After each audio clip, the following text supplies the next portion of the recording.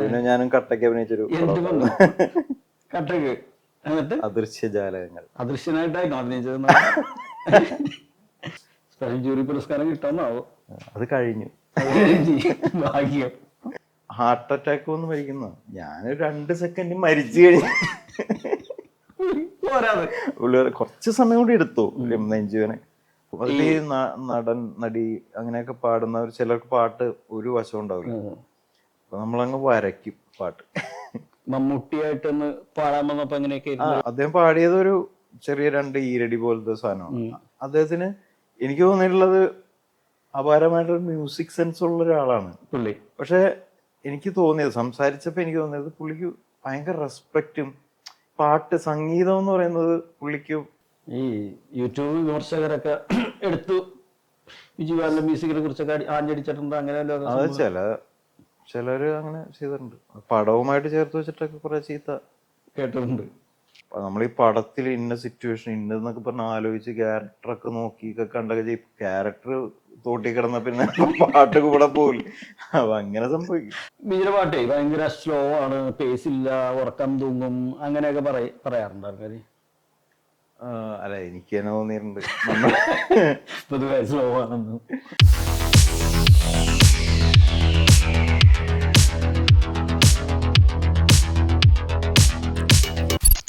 പുതിയതാണ് പരിപാടി പാട്ട്? പുതിയത് 2 പടങ്ങൾ ഇങ്ങനെ തീർന്നു വെച്ചിട്ടുണ്ട്.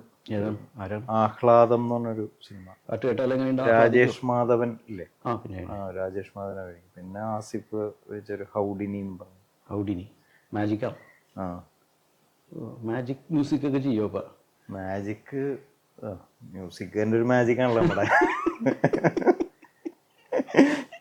മറ്റേ പറയാം ആഹ്ലാദം. ആഹ്ലാദം എന്ത് സംഭവം?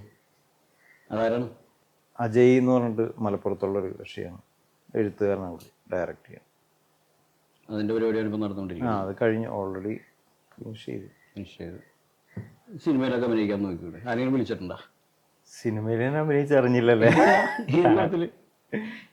ഞാനേ ഡോക്ടർ ബിജുവിന്റെ ഒരു ടോവിനോ ഞാനും കട്ടയ്ക്ക് അഭിനയിച്ചൊരു കട്ടക്ക്.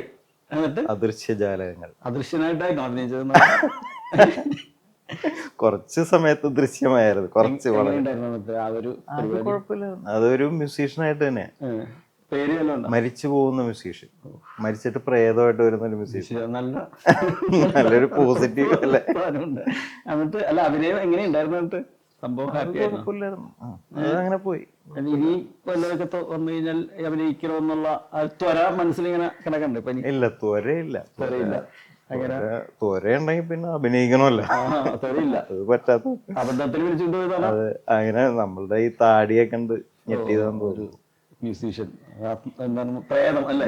കുറെ ഫെസ്റ്റിവൽസിലൊക്കെ പോയത്. അദൃശ്യജാലകങ്ങൾ. സ്പെഷ്യൽ ജൂറി പുരസ്കാരം കിട്ടാന്നാവോ? അത് കഴിഞ്ഞു. ഭാഗ്യം. അറിയില്ല. അഭിനയ ജീവിതത്തെ കുറിച്ച് പറയുകയാണെങ്കിൽ അല്ലെങ്കിൽ പണ്ട് ആരാണ്ടിന്റെ കൂടെ ബോംബെയിലൊക്കെ പോയി നാടകം കളിച്ചിട്ടുണ്ടെന്നൊക്കെ പറഞ്ഞാൽ ശരിയാണ്. അതെങ്ങനെയായിരുന്നു? ആരാണ്ടിൽ ഒരാള് താങ്കളായിരുന്നല്ലോ. അതെ. ആ എക്സ്പീരിയൻസ് എങ്ങനെയുണ്ടായിരുന്നു ആ നാടകം? അപ്പൊ അന്ന് നമ്മള് എനിക്കൊരു കീബോർഡ് മേടിക്കണമായിരുന്നല്ലോ, ഓർമ്മയുണ്ടോ? N364 keyboard. അന്ന് 2000-ലോ ഒക്കെയാണ്, 2000-2001 കാലഘട്ടത്തിൽ. അപ്പൊ നിന്റെ മറ്റേ സെന്റ് മേരീസ് നാടകത്തിലൊക്കെ മ്യൂസിക് ചെയ്യണ സമയം. അപ്പൊ അന്ന് മറ്റേ വാടകയ്ക്ക് എടുത്തിട്ടാണല്ലോ, 150 രൂപയ്ക്ക് വാടകയ്ക്ക് എടുത്താണ് കീബോർഡ്. അപ്പൊ കീബോർഡ് മേടിക്കുക എന്നുള്ള ലക്ഷ്യത്തിലാണ് നിങ്ങളുടെ കൂടെ ഞാൻ വരുന്നത്. നിങ്ങൾ എന്ത് ചെയ്യുന്നു? നമ്മുടെ മനു മത്തായി, അൻവർ, രാജശേഖരൻ, ജയകൃഷ്ണൻ, ഇത്രയും പേരും വാസു ഒന്ന് ബോംബെയിലുണ്ട് അല്ലേ. അങ്ങനെ നമ്മൾ പോകുന്നു. ട്രെയിൻ കയറി പോയിട്ട് അവിടെ അവിടെ ഒരു നാടകം കളിക്കാൻ നേരിട്ടുണ്ട്. അവിടെ ഒരു സ്കൂളിൽ അവിടെ ഒരു പാർട്ടി ബേസ് ചെയ്തിട്ട് കണക്ഷനിലൊരു സ്കൂളിൽ കളിക്കാമെന്ന് ഏൽക്കുകയും അവിടെ ചെന്നപ്പോൾ അൻവർ പിന്മാറുകയും. അപ്പൊ നാടകത്തിന്റെ പേരെന്തായിരുന്നു? അതായത് കോളേജിലെ മറ്റേ പ്രൈവറ്റൈസേഷനൊക്കെ വിദ്യാധരൻ സതീഷ് കേട്ടു പോകുന്നു. അങ്ങനെ ഒരു മലയാള അധ്യാപകനായിട്ട് ഞാൻ രംഗത്തിറങ്ങിയാണ്.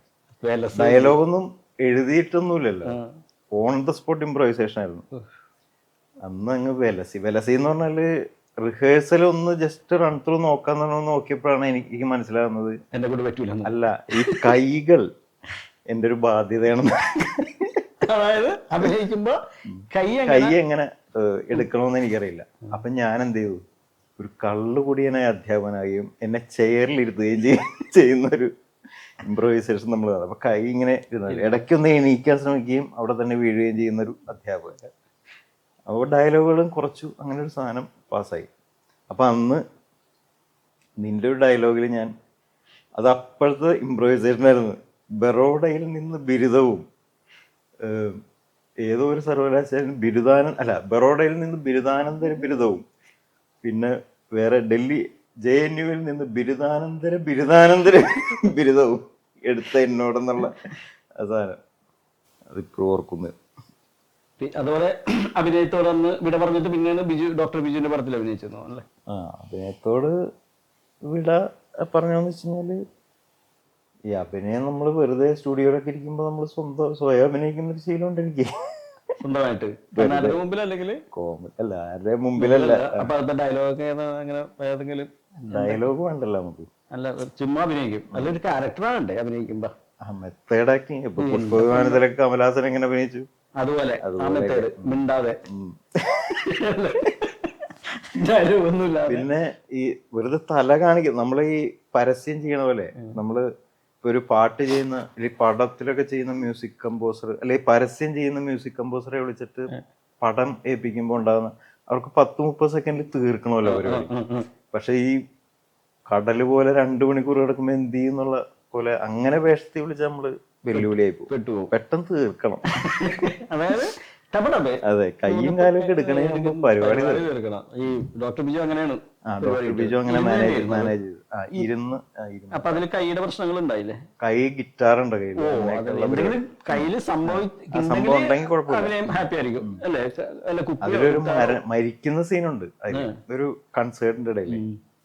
അപ്പൊ അദ്ദേഹം പറഞ്ഞു, ഞാൻ മരിച്ചു വീണു. അപ്പൊ എങ്ങനെയാണ് അതിന്റെ ഇത്ര നേരം എടുക്കണം? അത് സ്വാഭാവികമായിട്ടും ജിക്ക് തോന്നണമല്ലോ അങ്ങ് ചെയ്തോ. അപ്പൊ ഹാർട്ട് അറ്റാക്ക് വന്ന് മരിക്കുന്ന, ഞാനൊരു 2 സെക്കൻഡ് മരിച്ചു കഴിഞ്ഞു. കുറച്ച് സമയം കൂടി എടുത്തു നെഞ്ചുവേനെ. അതൊരു 3 സെക്കൻഡായി. അത് അത് മതി ഒഴിവാക്കി. അങ്ങനെയൊക്കെ സംഭവിച്ചിട്ടുണ്ട്. പിന്നെ ചാരുലത എന്നൊരു സീരിയലല്ലേ? സീരിയലല്ല, പിന്നെ ചാരുലത എന്നൊരു പാട്ട് നമ്മള് ബോധി നമ്മളുടെ ചാനലിൽ ഇറക്കിയിട്ടുണ്ട്. അതില് ഒന്ന് പറയാം, അത് അത്യാവശ്യം ശ്രദ്ധിക്കപ്പെട്ടൊരു പാട്ടായിരുന്നു. ഹരി മറ്റേ എഴുതുന്ന ഹരിനാരായണൻ, പാട്ട് എഴുതുന്ന ഹരിനാരായണനും പുള്ളി അഭിനയിച്ചിട്ടുണ്ട്. പുള്ളിയാണ് മെയിൻ. ഞാൻ പിന്നെ വേറൊരു പെൺകുട്ടി ഡാൻസർ, ഒരു ചെന്നൈയിലുള്ള. അത്യാവശ്യം വ്യൂസ് ഒരു 50 ലക്ഷം പേരൊക്കെ അത് കണ്ടിട്ടൊക്കെയാണ് ഇവര് ഭീകര കമന്റ്സ്. അത് ഭയങ്കര ഇതായിരുന്നു. ഇവര് രണ്ടുപേരും മെയിൻ ആയതുകൊണ്ട് നമ്മൾ അങ്ങനെ ശ്രദ്ധിച്ചിട്ടില്ല. പിന്നെ ആ പാട്ടിനും അതിന്റെ ഇതിനും ടാഗോറിന്റെ ചാരുലതയുണ്ട് പഴയ, അതിനെ ആസ്പദമാക്കിയുള്ള ഒരു പാട്ടാണ്. പക്ഷെ ചാരുലത അതല്ല, സീരിയല്. അപ്പൊ അതിന്റെ ഒരു എലഗൻസ് ഉണ്ട് ആ പാട്ടിനും ആ ചിത്രീകരണത്തിനൊക്കെ. വലിയ തട്ടുകളില്ലാതെ. അതെ അതെ. പിന്നീടൊന്നും ശ്രമം നടത്തിയില്ല. പിന്നെ ഞാനായിട്ട് ശ്രമിക്കില്ലല്ലോ, അങ്ങനെ അവസരം ചോദിക്കുന്നത് തെറ്റല്ല. നമ്മളൊരു ബഹുമാന്യനായ വ്യക്തിയാണല്ലോ അഭിനയത്തിൽ. മറ്റേ പാട്ടില്ലേ, ഈ എവിടെയോ ഞാൻ കണ്ടോണ്ട് നിങ്ങൾ രാഗമല്ലാതാക്കി മാറ്റിയ ഒരു പാട്ടുണ്ടെന്നൊക്കെ പറഞ്ഞ്, അപ്പൊ പിന്നെ അത് ഏത് രാഗമായിരുന്നു? രാഗത്തെ രാഗമല്ലാതാക്കിയെന്നല്ല, പിന്നെ അതായത് ഈ പൊതുവെ മ്യൂസിക് കമ്പോസർമാര് ചാലഞ്ചായിട്ട് എടുക്കാറുള്ളൊരു പരിപാടിയാണ്. അപ്പൊ നമ്മള് പണ്ടിപ്പോ കാട്ടിലെ പാഴ്മുളം തണ്ടിൽ നിന്നും പാട്ടിന്റെ പാലാഴി തീർത്തവളേ എന്നുള്ള പാട്ട് ശരിക്ക് ഒരു രാഗമാണെന്നൊക്കെ കേൾക്കുമ്പോൾ അറിയാലോ, അത് കാമ്പോജി രാഗമാണ് എന്നുള്ള രാഗം അറിയാം. പക്ഷെ ചില പാട്ടിൽ ഇപ്പൊ കാപ്പി എന്ന് പറയുന്ന രാഗമുണ്ട്. കാപ്പി രാഗം നമ്മൾ കേൾക്കുമ്പോൾ മായാ ഗോപബാല എന്നുള്ള പാട്ട്. പക്ഷെ ഇത് കാപ്പിയാണ് ചായ എന്നൊന്നും എനിക്കറിയാൻ പാടില്ല. കാപ്പി വെച്ചോ, കാപ്പി വെച്ചോ, മധുരമില്ലാത്ത കാപ്പി. അപ്പൊ അതില് ഇപ്പൊ സന്യാസിനി എന്ന് പറഞ്ഞ പാട്ട് അത് കാപ്പി തന്നെയാണ്. കാപ്പി തന്നെ. പക്ഷെ നമ്മൾ ശ്രദ്ധിക്കില്ല, അത് ഏത് രാഗമാണെന്ന് അന്വേഷിക്കാത്ത രീതിയിൽ അത് കമ്പോസ് ചെയ്യുന്നൊരു ഓക്കെ വിദ്യ. അതായത് ചില പാട്ട് കേട്ടാലും നമുക്കറിയാം, ഇത് കാമ്പോജി അല്ലേ, ഇത് മറ്റേ ഹരഹരപ്രിയ അല്ലേ, അല്ലെങ്കിൽ ആനന്ദഭൈരവിയാണല്ലോ എന്നൊക്കെ പറയാം. ചില പാട്ട് ആ പാട്ടാണ് നമ്മളെ സ്വാധീനിക്കുന്നത്. രാഗം ഏതെന്ന് നമ്മൾ ചിലപ്പോൾ അന്വേഷിക്കുക പോലും ഇല്ല. എന്നിട്ട് കുറെ കഴിഞ്ഞിട്ടൊക്കെയാണ് ഇത് കാപ്പിയായിരുന്നു അല്ലേ എന്നൊക്കെ നമ്മൾ ചോദിക്കുന്നത്. അപ്പൊ അങ്ങനെ ഒരു ചെയ്യാന്നുള്ളത് നമ്മളൊരു ആഗ്രഹമാണ്. പല പാട്ടുകളും ശ്രമിക്കും. അത് ഈ പാട്ടിനെ കുറിച്ച് അന്ന് ചോദിച്ചപ്പോ പറഞ്ഞാണ് ഈ ഹരഹരപ്രിയാണ് രാഗം. അപ്പൊ പക്കല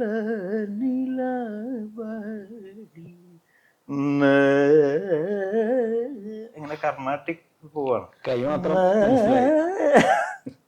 കൈ കറക്റ്റ് നമുക്ക് വേറെ ഒന്നും അറിയാൻ പാടില്ലാത്തത് കുഴപ്പമില്ല. അപ്പൊ അങ്ങനെ കേൾക്കുമ്പോ തന്നെ രാഗം കിട്ടുന്നതല്ലാതെ മലമേലെ തിരിവെച്ച് അപ്പൊ അലിറിക്കും നമ്മളുണ്ടാക്കുന്ന ട്യൂണും ശ്രദ്ധിക്കുക. പക്ഷെ അത് ഏത് രാഗമാണെന്ന് കുറെ കഴിഞ്ഞിട്ട് ആരെങ്കിലും ഇപ്പൊ സംഗീതം പഠിച്ചവരെ അന്വേഷിച്ച് പോവുക എന്നുള്ള ഉദ്ദേശിക്കുന്നുള്ളൂ. അല്ല, രാഗം മാറ്റിയിട്ടൊന്നുമില്ല. രാഗം മാറ്റലല്ല, രാഗം ഏതാന്ന് അറിയിക്കാതെ, മാക്സിമം അറിയിക്കാതെ പാട്ടിലേക്ക് ശ്രദ്ധിക്കുക. ഓക്കെ, അതാണ് സംഭവം. പാട്ടുകാരെ നമ്മൾ പാടിക്കുമല്ലോ, അതിന്റെ ഒരു ബുദ്ധിമുട്ടുകളും സംഭവങ്ങളൊക്കെ എങ്ങനെയാണ്? ഈ കട്ടക്ക് എന്ന് പാടുന്ന ആൾക്കാർ, അങ്ങനെ കട്ടക്ക് ഇല്ലാത്ത പാട്ടുകാരൊക്കെ ഉണ്ടല്ലോ, അതിന്റെ പരിപാടി മറ്റേ നാടൻ ചെയ്ത പോലെ 13 കട്ടയെ പിടിച്ചോളാൻ പരിപാടി കട്ടക്ക് നിർത്തി പാടുന്നല്ല, പാടാന അത്രക്ക് എഫിഷ്യന്റ് അല്ലാത്തവരെ പാടിക്കല് ഒന്നിലെ ഒഴിവാക്കും. അല്ലെങ്കിൽ നമ്മളിപ്പോ സായിപ്പന്മാര് കുറെ കാര്യങ്ങൾ കണ്ടുപിടിച്ചിട്ടുണ്ടല്ലോ യന്ത്രത്തിലെ, അപ്പൊ അതൊക്കെ ചെയ്തൊന്നും നിവൃത്തിയില്ലാതെ അവസ്ഥയിലതാക്കും. അതിൽ ഈ നടൻ നടി അങ്ങനെയൊക്കെ പാടുന്നവർ ചിലർക്ക് പാട്ട് ഒരു വശം ഉണ്ടാവില്ല. അപ്പൊ നമ്മളങ്ങ് വരയ്ക്കും പാട്ട്. അപ്പൊ അങ്ങനെയാണെങ്കിൽ മമ്മൂട്ടിയായിട്ടൊന്ന് പാടാൻ വന്നപ്പോ എങ്ങനെയൊക്കെ? അദ്ദേഹം പാടിയത് ഒരു ചെറിയ 2 ഈരടി പോലത്തെ സാധനമാണ്. അദ്ദേഹത്തിന് എനിക്ക് തോന്നിയിട്ടുള്ളത് അപാരമായിട്ടൊരു മ്യൂസിക് സെൻസ് ഉള്ള ഒരാളാണ് പുള്ളി. പക്ഷെ എനിക്ക് തോന്നിയത്, സംസാരിച്ചപ്പോ എനിക്ക് തോന്നിയത് പുള്ളിക്ക് ഭയങ്കര റെസ്പെക്റ്റും, പാട്ട് സംഗീതം എന്ന് പറയുന്നത് പുള്ളിക്ക് ഭയങ്കര എത്തിപ്പിടിക്കാനാവാത്ത രീതിയിൽ ബഹുമാന്യമായ ഒരു സാധനമാണ്. അപ്പൊ ശരിക്കും ഒരു കുട്ടിയുടെ പോലെയാണ് പുള്ളി വിറച്ചു നിൽക്കുന്ന, ഒരു പേടിയുള്ളൊരു കുട്ടി. ആ മൈക്കിന്റെ മുമ്പിൽ എത്തുമ്പോൾ പുള്ളി അദ്ദേഹത്തിനൊരു പകപ്പ്. പക്ഷെ അത് വളരെ കൗതുകമായിട്ട് തോന്നി അന്ന് പാടിച്ചത്. പക്ഷെ നല്ല മ്യൂസിക് സെൻസ് ആണ് പുള്ളി. അത് മാത്രമല്ല ഒരു ഡിക്ഷണറി പോലെയാണ്. ഇപ്പൊ പി ഭാസ്കരൻ ആരാ എഴുതിയത്, ബാബുക്ക അല്ലെങ്കിൽ ദേവരാമഴ, ഏത് പാട്ടാണ്, ഇതെല്ലാം അറിയാം. എല്ലാ പാട്ടുകളും പഴയത് എല്ലാം അറിയാം. വരികളെ കുറിച്ച് പാട്ട് പഠിപ്പിക്കുമ്പോ എങ്ങനെയായിരുന്നു പുള്ളി പഠിപ്പിക്കാൻ? ഞാൻ നേരത്തെ അയച്ചു കൊടുത്തു. അത് നോക്കിയിട്ടൊക്കെയാണ് വന്നത്.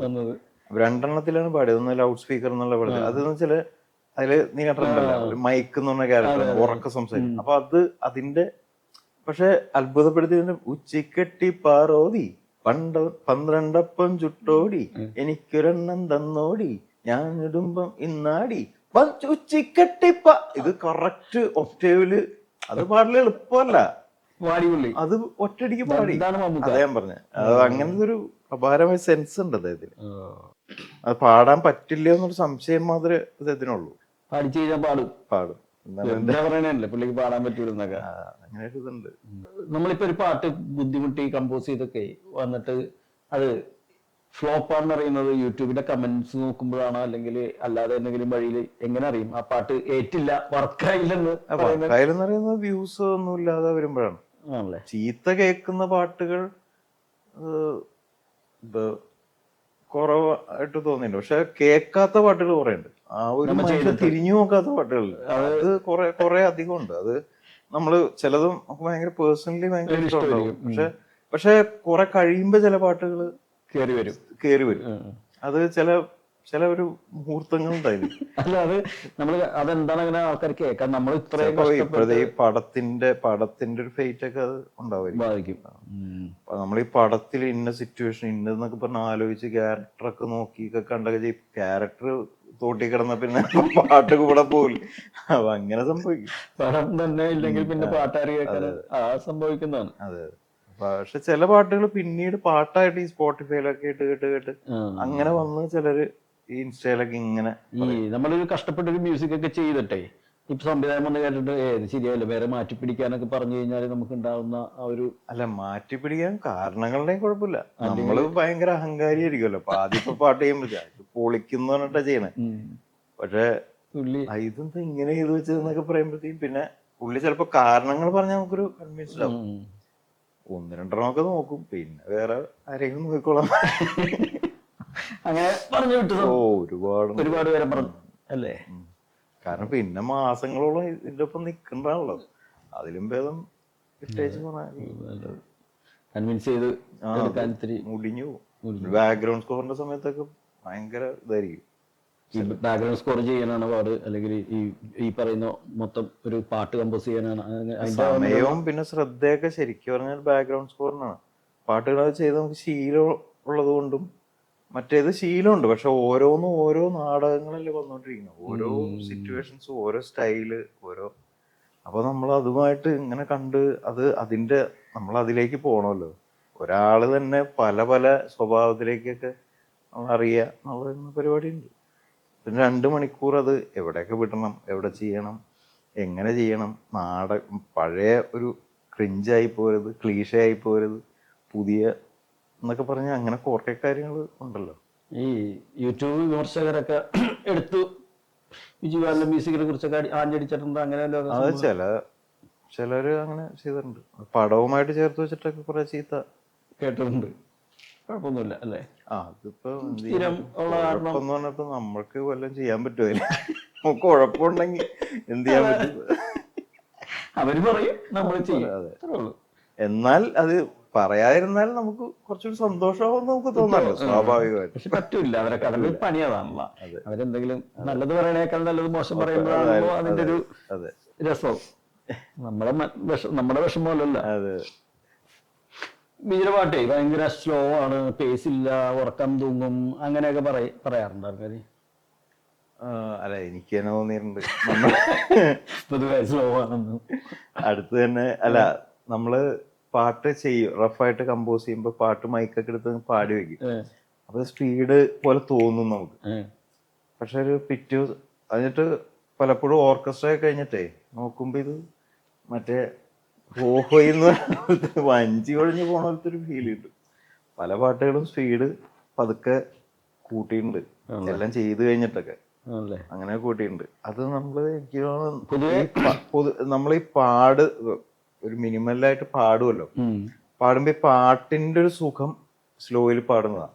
അപ്പൊ സ്ലോയിൽ പാടുമ്പോ ഓരോ മൈന്യൂട്ട് സാധനങ്ങളൊക്കെ പാടി അങ്ങനെ എൻജോയ് ചെയ്ത് അങ്ങനെ പരിപാടിയാണെന്ന് തോന്നുന്നു. അതുകൊണ്ടായിരിക്കാം സ്ലോ ആയി പോകുന്നത്. ഇനി ഒരു ഫാസ്റ്റ് ആക്കാനുള്ള പരിപാടി ഉണ്ട്. പുതിയ കാലത്തിൽ പിള്ളേർക്ക് ഫാസ്റ്റ് ആണ് ആവശ്യം. ഫാസ്റ്റ് പാട്ടുകളൊക്കെ ചെയ്തിട്ടുണ്ട്, ഫാസ്റ്റ് ആയിട്ടില്ല. ഈ സ്വപ്നമൊരു ചാക്കൊക്കെ അത്യാവശ്യം ഫാസ്റ്റ് പാട്ടുകളാണ്. അങ്ങനെ കുറച്ച് പാട്ടുകളുണ്ട്. പക്ഷെ പൊതുവെ ഇച്ചിരി സ്ലോ ആണ്, മ്ലാനതയുണ്ട്. അതങ്ങനെ പണ്ടേ ഉള്ളതായതുകൊണ്ട് സ്വഭാവമായതുകൊണ്ട് മ്ലാനത. പക്ഷെ ആ മ്ലാനത ഇഷ്ടപ്പെടുന്നവരുണ്ടല്ലോ. അതല്ലേ ആശ്വാസം. അത് മറ്റൊരു ആശ്വാസം. ഈ ബിജയുടെ മ്യൂസിക് കേട്ടിട്ടേ ഈ പലരും ഉറങ്ങിപ്പോകുന്നുണ്ട്. അത് ശരിക്കും പറയാം, അത് കോംപ്ലിമെന്റ് ആണോ അല്ലെങ്കിൽ അത് കംപ്ലൈന്റ് ആണോ? ഒരു ലേഡി വിളിച്ചിട്ട് ഇത് കേട്ടിട്ട് പുള്ളിക്കാരിക്ക് ഒരു ഡിപ്രഷനുള്ള അവരാന്ന് തോന്നുന്നു. അവർക്ക് സൂയിസൈഡൽ ടെൻഡൻസി കൂടിയെന്ന് ഈ പാട്ട് കേട്ടിട്ട്. അപ്പൊ പനച്ചൂരാൻ ഇത് കാസറ്റാക്കി ഇറക്കിയത്, അത് അറിയാലോ പണ്ട്. അപ്പൊ പുള്ളിയുടെ പറ്റൂ തിരികെ ഞാൻ വരുമെന്ന വാർത്ത കേൾക്കാനായി ഗ്രാമം കൊതിക്കാറുണ്ട്. തിരികെ ഞാൻ വരുമെന്ന വാർത്ത കേൾക്കാനായി ഗ്രാമം കൊതിക്കാറുണ്ടെന്നും. സങ്കടപ്പാട്ടുമാണ്, എനിക്ക് പോവാൻ പറ്റുന്നില്ല. അപ്പൊ അതിന്റെ സങ്കടമൊക്കെ ആയിട്ട് അപ്പൊ ഇത് കേൾപ്പിച്ചു. അത് ഓക്കെയാണ്. പിന്നെ നോക്കുമ്പോ ഇത് തളർന്നേ. ഞാൻ കട്ടിലിരുന്ന് ചെയ്യണം, അപ്പുറത്ത് കിടക്കണം ഈ പാട്ട്. നമ്മൾ എൻട്രി ടു മലയാള സിനിമ അല്ലേ. പിന്നെ ഹിറ്റുകൾ തൂരെ വാലിക്ക് വല ഹിറ്റ്. പിന്നെ സിനിമ നല്ലതായിരിക്കണമല്ലോ, അല്ലാതെ പാട്ട് കൊണ്ട് മാത്രം ഹിറ്റ് ആവുക എന്ന് പറയുന്ന പരിപാടി എനിക്ക് തോന്നുന്നില്ല. ചിലപ്പോ വെളുപ്പാൻ കാലത്തൊക്കെ എനിക്ക് അങ്ങനെ തോന്നിയിട്ടുണ്ട്, നല്ല ട്യൂണാണല്ലോ എന്നൊക്കെ. പിന്നെ എന്ത് ചെയ്താലും പിന്നെ അപ്പൊ ഫോണൊക്കെ എടുത്ത് റെക്കോർഡ് ചെയ്യാൻ നല്ല ഉറക്കം. ബോംബെയില് നാഷണൽസ് ഞങ്ങള് പോയപ്പോ അതിന്റെ തലേ വർഷം നിങ്ങള് കർണഭാരത്തിന് പോയി. അപ്പൊ ഞങ്ങള് പോയ സമയത്ത് ബോംബെ യൂണിവേഴ്സിറ്റിയാണ് ഹോസ്റ്റ് ചെയ്തത്. അതിന്റെ ചെയർമാൻ എന്ന് പറയുന്നത് വിവേക് ഒബ്രോയ്, നടനാണ്. പുള്ളി ഞങ്ങളുടെ അടുത്ത് വന്ന് പറഞ്ഞു, Albert's college so last years play. പുള്ളി കഥകളി പോലെയൊക്കെ അഭിനയിച്ച് കാണിക്കുക പുള്ളി ഞങ്ങളുടെ മുമ്പിൽ. ഈ പാട്ടുപാടി മഴ പെയ്യുന്നതിനെ കുറിച്ച് എന്താണ് അഭിപ്രായം? പാട്ടുപാടി മഴ പെയ്യിക്കണമെന്ന് പറഞ്ഞാൽ ഇപ്പൊ നമ്മള് ക്രിക്കറ്റ് കളിക്കുമ്പോ മഴ പെയ്യാറില്ലേ? അതല്ലെന്ന് മറ്റേ ഏതോ രാഗമൊക്കെ പാടുമ്പോ മഴ പെയ്യുന്നൊക്കെ അങ്ങനെ പെയ്യണമെന്ന് മാത്രമേ ഉണ്ടാവുള്ളൂ.